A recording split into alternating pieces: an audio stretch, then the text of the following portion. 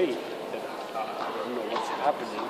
Chinese government, instead of changing in a positive way, they are getting more and more powerful. They are. And the rest of the world, I mean, even though they want or they don't want, everybody has to listen to Chinese. And besides that, of course, we are not against the Chinese public. You know? No, we know that. That's always been made clear. But what we have to do is not just stand up to the Chinese, but make it clear that we have democratic rights too, and that we have a view, an opinion.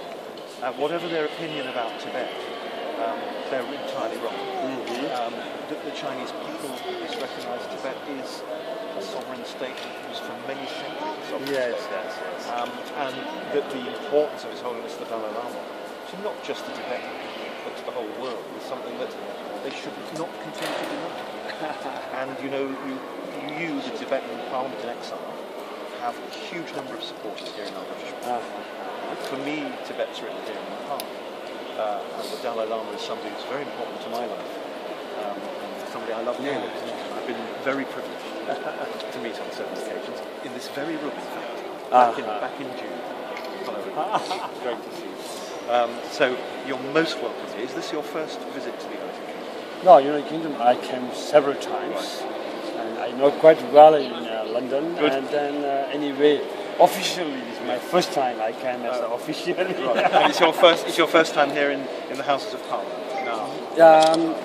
Yes, I think so. Before Westminster, like that, I was there with His Holiness in time, and then I think inside, I saw from outside. Outside is quite easy to see, but inside, because of today you are invitation and meeting with you, so we definitely got a good chance to be inside. And well, let me take you perhaps. Well, let me just tell you a little bit about this wonderful. But tell me first about the flame that you're carrying and how important. Okay, so this is what you know, the Tibetan Parliament from Dharamshala. Yes. They have decided. Even though we have been working so hard all these long years, that Tibet, the situation will change, but still then nothing is happening. And you know that until today, the 51 Tibetan young monks and nuns are self-immolating. That's really, we feel so sad. But what to do? We have no, way to stop them. This is their own decision. They see themselves as a suffering. One of their family has suffered or tortured or killed by Chinese. Now, even though we are living in the 21st century here, but the rest of the world gives silence. So these young Tibetans, instead of killing one or two Chinese, they offer themselves their body to preserve their identity, Tibetan identity, culture, and freedom of speech and education. Commitment to non-violence. Yes, non-violence, exactly. And then from other side, so many people can believe that this is a violence because of autonomous, But we believe that it's something like it's very new in the Tibetan society. What happened these things, not before, and now this is. So we want really to stop, the self-immolating, and the world, and especially UNO. That please consider, what they have. Really in 59, 61, 65, the resolution what they have taken in the UN. And since then, it's silence again. So now the Chinese government is making false propaganda and they're blaming, criticizing non-stop the Dalai Lama. It's because of Dalai Lama it's happening, self-immolation.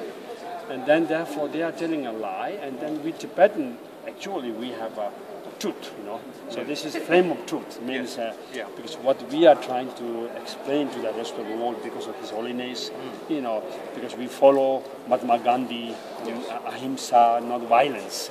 And then as the Dalai Lama, a winner, Nobel Peace Prize, and he always encouraged us Tibetans. Non-violence is our only means, And so we are trying our best to follow this, but non-violence and the truth takes time, more time than the violence, So this is the message we are trying to give, that really the suffering of Tibet is still going on.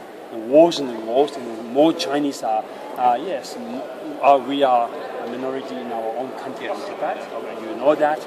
And then especially these days, a lot of control the Chinese military and the police in monasteries, re-education, and obligation to blame or criticize Dalai Lama, etc. So these are the main things, and now we want to share this word with the rest of the world. So Europe, as I represent a little bit of the Europe Tibetan cases, and then this is which we start like from Barcelona, as I live in Barcelona. Oh, really? Yes. Oh, gosh. And then we start on 2nd September, which is a Democracy Day. Yes. And we start this flame of truth from Barcelona, and then we decided to travel with this flame 22 countries in Europe. Wow. So England is a fourth country. Good. So from Spain, I went to Andorra, and then to France, and now we are here. So tomorrow, day after tomorrow, we are going to Ireland.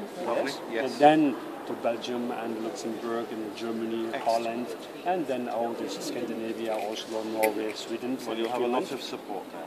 Yes, I think. So there are so many, mainly we have many Tibetans. Of course, this is Tibetans should support our prayers, of course. Then on the beside that, there are so many, Tibet supporters. Yes. And in order to, we also make signed petitions just for the truth. Then this is on 10th December as a Human Rights Day. So we are all the collected signed signatures we will offer, given to UNO in Geneva, in New York, and in New Delhi. Well, let me say Tesh Delek to everybody here from the Tibetan community. It's a pleasure to see you today. Thank you. Yes, so that's a very. You're right. Good to see you. Let me just say to you that I shall be in New York, I hope, in early December, and on another issue for the IPU, the Interparliamentary Union, and I'm hoping that I will meet the British High Representative, Sir Mark Lyle Grant, who I think Tupton knows, and I will be happy to raise the issues that you're raising, and obviously that are close to my heart and everybody's hearts here, with our High Representative.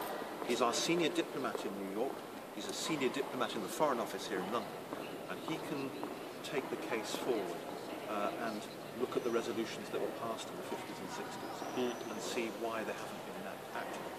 So I'm happy to do that on your behalf as part of my visit for the Interparliamentary Union, if I've chosen to go, which I should be, I hope. So I hope that helps. And that will be, I think, the 10th of December is what day of the week? Is it a Monday or a Tuesday? It's a Sunday, is it? Yeah. I think it may be that weekend that we're going, or the previous weekend. I'm not sure yet. But each year the IPU has a conference and a meeting at the United Nations. And I've been for the last 2 years on behalf of the British group, the IPU. I'm a member of its executive. Our office is just up there. And this is something that we should take up at the IPU as well, of course. Something that Ricky and I have been talking about for some time. Sorry, it's a Monday. So I think it's the 7th, 8th, and 9th that I'll be in New York. So if I can stay till the 10th, then I can see you there. If you're coming with the Flame of Truth. But in the meantime, I thank you all for being with us today here in Westminster Hall in our Houses of Parliament. You are in the oldest part of the building. I know that our history doesn't go back anywhere near as far as the history of Tibet, but nonetheless this building was constructed in 1099.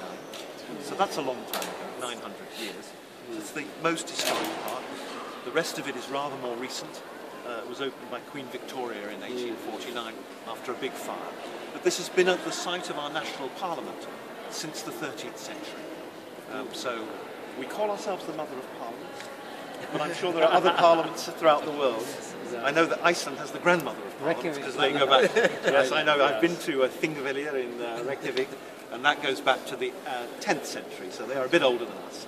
But Parliament and democracy are so important, and the trammelling of the feelings and the rights of the people of Tibet is something the world cannot continue to allow. It's gone on for too long, and if we are going to continue to have diplomatic relations with the Chinese government and listen to what they have to say, then it must be a two-way process. And I have condemned in the past, and I will condemn again today, the pressure that the Chinese government put on to British local authorities through their embassy back in June to prevent those authorities from being involved with the visit of His Holiness the Dalai Lama to the north of England and to London and Scotland. This is reprehensible, and it is a disgrace, frankly, that some of my elected colleagues, and I've made this clear to them, allowed themselves to be trammelled upon by the Chinese government with threats of economic boycott and economic issues, economic problems, withdrawal of investment.